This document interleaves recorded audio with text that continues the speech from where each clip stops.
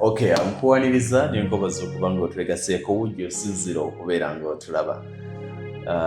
Abapya abali ku YouTube, abali ku Facebook, mwena mbalamusizaako. Nze Ssentongo Frederick Lugonvu. Waliyo omuntu wajaga nti ne bw'oteyanjula tukumanyi gwa mmanyi naye ensi n'ensi tekola ki temanyi oli akulaba gusookeraga nti ate ono y'ani ate ono yeewaawa.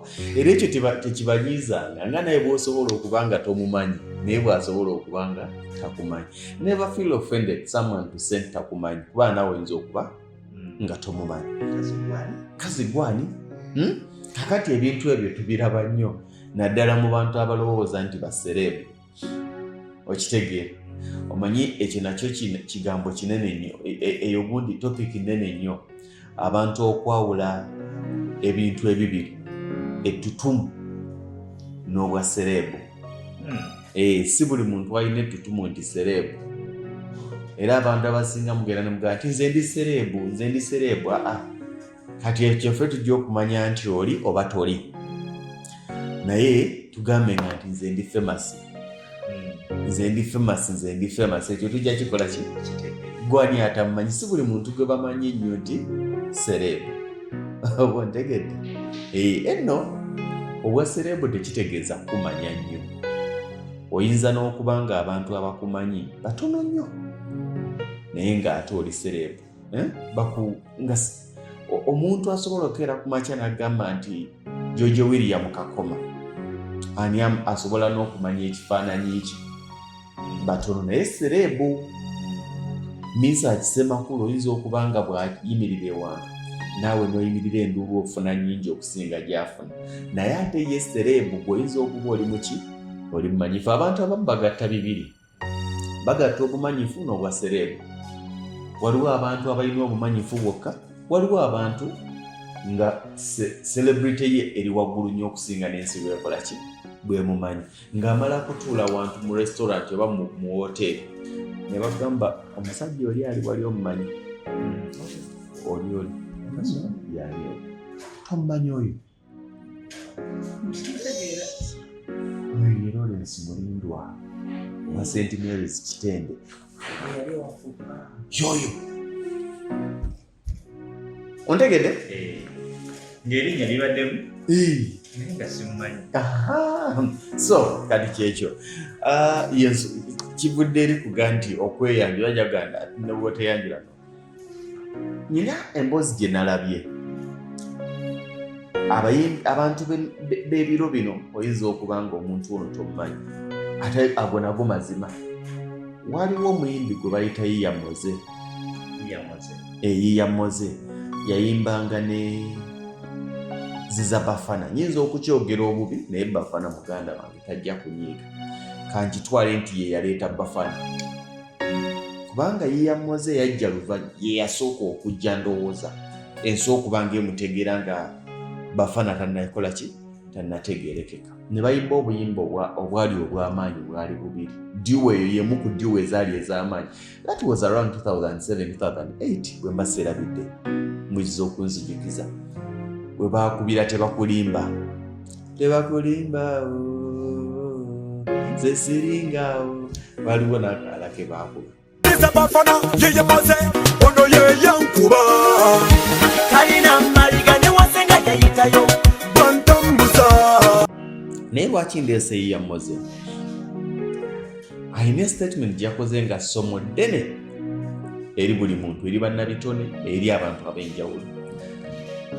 Ayina gundi gye yabaddeko ndowooza interview oba okuwayaamuko n'agamba nti kyamutwalire bayagambye emyaka 5 okukitegeera nti yagwa. Nti yagwa.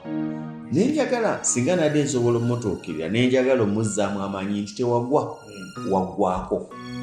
Ebiro byo Mukama yakwazika akaseera katono just. Naye ekintu ekyo statement gye yayogedde buli muntu ddayo gye reflectingeko. Okimanyi nti yagambye nti yatambulanga nga ye yamanyi nti sereebu. Ate abantu bangi bwe tuli nze mba nzeka. Okimanyi nti abantu bangi atambula nga mu nsi amanyi mugagga naye nga yekka yamanyi nti mugagga ng'ensi temumanyi nti mugagga nga wa bulijjo bakulaba ng'akalenzi kasejja akajaka akawala akali awo ak'amaalo naye nga gwe amaalo bo ge balaba ensi geraba gwe bw'olaba ng'obuki. Waliyo omuntu atambula nga mu nsi yeewulira ng'ayina ng'ow'omugaso ennyo mu nsi naye ng'omugaso gwo gwagukola ki? N'oyingira bbanka n'oyagala oyite ku layini you don't know me, tewali akumanyi. Ontegeera? Kino kiddayo ku batabani baffe ne baganda baffe abali mu industry zino ezaffeemu n'abali mu TikTok biki n'osanga TikToker naye ng'awulira mu nsi wanjawulo okubanga alina page. No. Ensi ekulaba bulabi eryo ettutumu gwalikola ki? Gwalimanyi. Abantu bangi batambulira mu dinaayo, batambulira mu bulamu ng'obulamu bwe batambuliramu be babumanyi bokka.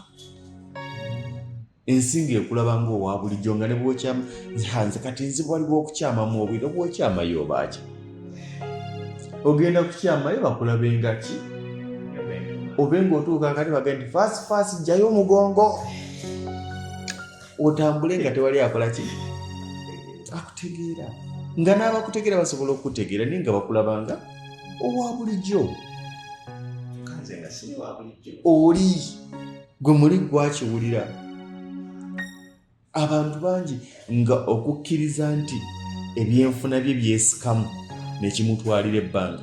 Oyogera noga nti ebyenfuna bibi n'abaana nabakyusizza naye bw'obanga gye wajja abaana mu eryo essomero gwe wajjeeyo nga teryaggaddewo kitegeeza gwe ebyenfuna bye byebiki nibyo. Era tokeeranga ku makya noga nti sizoni eno mbi nnyo, fiizi nze simanyi na kumanya, ngenda kusasulako makati. Weeyogerere nga gwe waliwo abaamazeeyo. Ontegeera? Kati otambulira mu bulamu ng'amazima naawe kennyini omanyi okyali oli. Abayimbi bangi baggwako n'atuuka nga yasabanga obukadde 10 oba 5 n'atuuka nga yeetaaga kuyimbira emitwalo nga yeetaaga kuyimbira kakadde naye nga ye bw'omutwalira obubiri akuvuma alaba omuyisizzaamu amaaso naye ng'amazima obubiri tabugwana na bugwana kubanga yakola ki? Yaggwako. Kimutwalira ebbanga okukkiriza naye ng'ate ku bo kyandibadde kyangu kwata amasimu. Bookings wafunanga mmeka oli kati ofuna mmeka? That is enough for you. Bw'obanga osobola okumalako olunaku lulama nga tewali akubidde nti kyangu otuyimbireko egindi. Ontegeera? Ndowooza yatuuse n'amanya. Era nagenda nti singa buli muyimbi, singa buli munnayuganda atunuulira vidiyo y'omusajja ono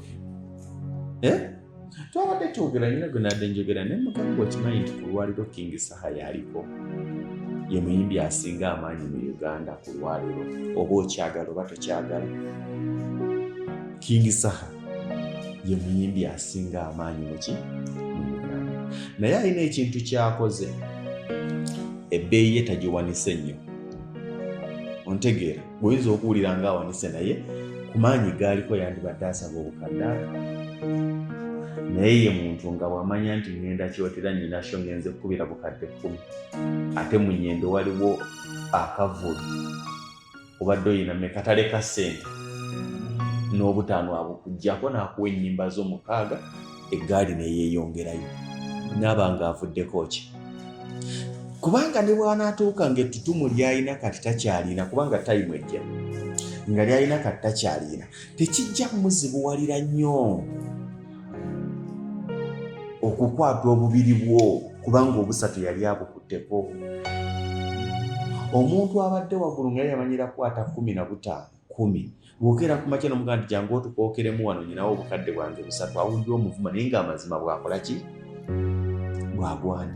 Ye mu nsi akyerabira mu nsi ya bukadde 15 abategeera valiyo yange bajja kujja tebagenda kujja kubanga eyo valiyo gwe kati gwagitegeera wekka. Ontegeera? gwagitegeera weka. Statement eyo ffenna tugyefumiitirizeeko. Tulwawo okuzuukuka ne tutambulira mu bulamu obw'okwegumya, obulamu obw'obulimba n'okulowooza nti tuli ekyo kye tutali. Kibi nnyo okuba ng'olina class gye weerabamu ng'ensi tegikola ki? Tegikulabamu. Ate kirungi nnyo okuba nga otambula bibyo ng'ensi yegamba nti abasajja abo okala. Nga ne bw'ogenda ku mukolo otuula emabega ne bakunona buki? Kunoonya okusinga oga nti nzizeeko wano. N'otuula mu yondaga nti tubadde tusaba eyo biveemu.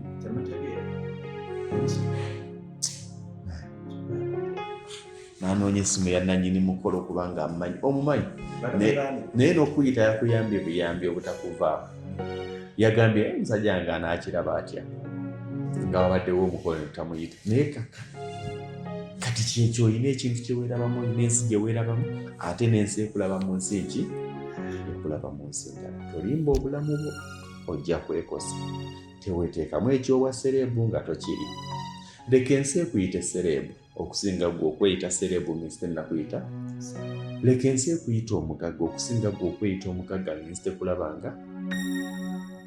Kamu bakulu.